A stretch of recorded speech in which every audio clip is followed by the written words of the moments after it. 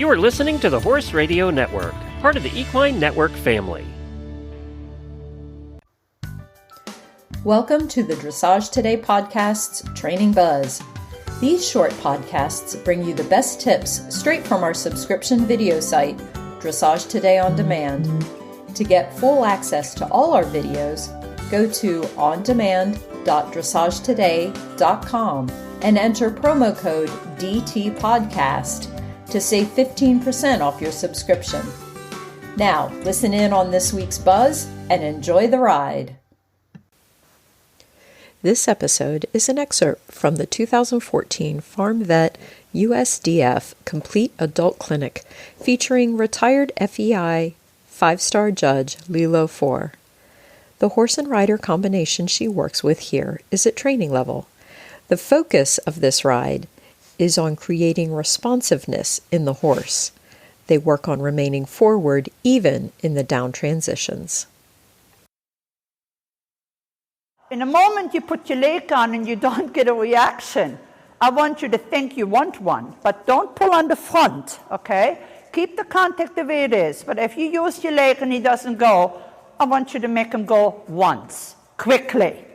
So use your leg, ask him to trot, and trot!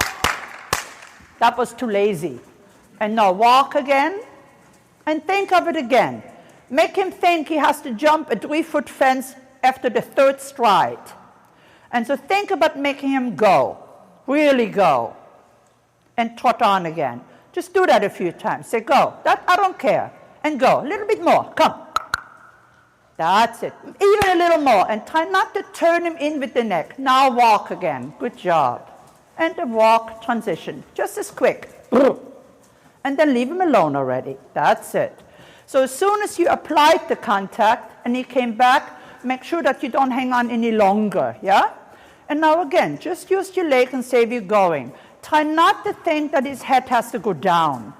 If a horse wants to be downhill, don't ride him lower. If a horse wants to be too low, ride him more up. If a horse is too high, ride him down. So you do the opposite. And walk again.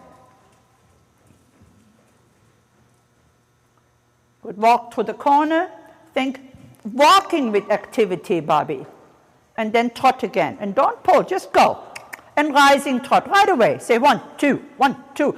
Think about his ears looking at a fence rather than the mushrooms on the ground. And then again, a walk transition. And make him think he has to look up at something, not down at something.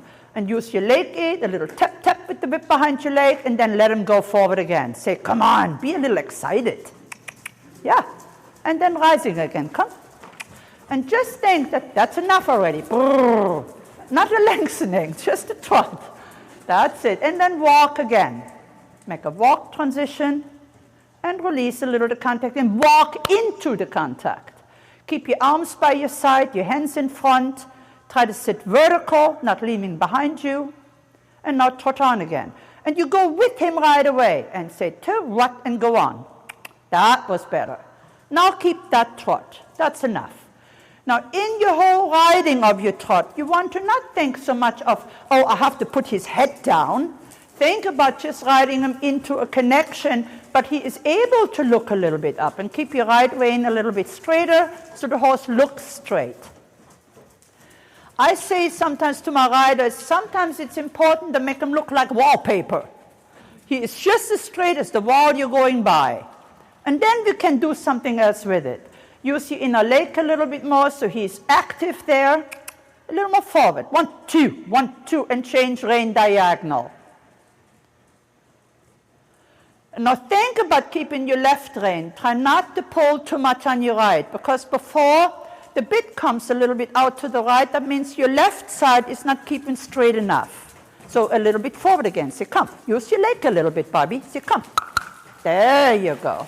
Come. A little more. Up. That's it. And now walk again. Good job.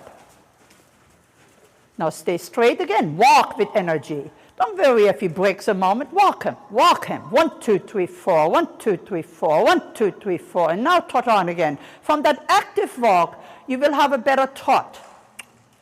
That's it. and forward. 1, 2, 1, 2, 1, 2. Come on, put that in your mind. That's it. It has to be also in your own. You have to say we go 1, 2, 1, 2, and keep your outside rein again. You're a little too much on the left rein, on the right rein, sorry. That's it. And now forward again. Come. A little more. Come. Yeah. And walk again. Good job. And a walk transition. Walk forward again, right away.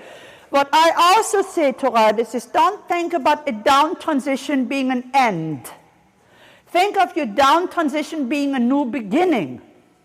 So in the moment you go from the trot to the walk, don't think about it kind of like a deflated balloon. Think of it as a new start.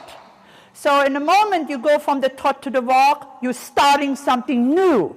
You don't finish it. So trot on again. Right away, Bobby. That's it. And now keep that trot. Try again not to think of him just as a sinking front. Think of it as a looking up to a fence front. What would you do if you are on a cross-country course and you want to look in the stadium jumps to the next fence? Do you want him to look at the ground in front of your head, or do you want him to look at the fence in front of you? Make him look at the fence you want to approach, rather than making him look to the dirt. That's it. Excellent. And then again, a walk transition. And think of the walk transition in the moment you're walking, think of it as a new start. And walk again. Outside rein a little bit better. Inner leg on the front. And walking. That's okay. I don't mind that a bit. That's it. And then trot on again. And think of them as going forward. Don't try to take that inner rein too far back. And the same thing, keep yourself a little bit more upright, vertical on your right. That's it. And in the corner now, try to make sure your inner leg tells them to stay a little bit more vertical balanced. So you have to hold your outside rein to touch, use your inner leg a little more on the girth, so he comes upward and outward like an airplane.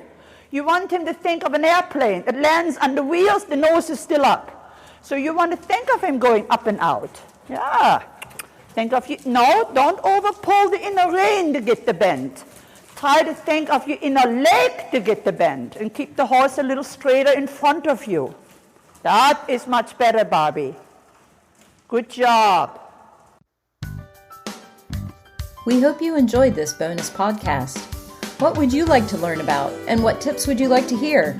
Email me, Stephanie, at sruff@equinenetwork.com or reach out to us on social media. Remember, go to ondemand.dressagetoday.com and enter promo code DTPodcast to save 15% off your subscription to our online catalog. Thanks for listening.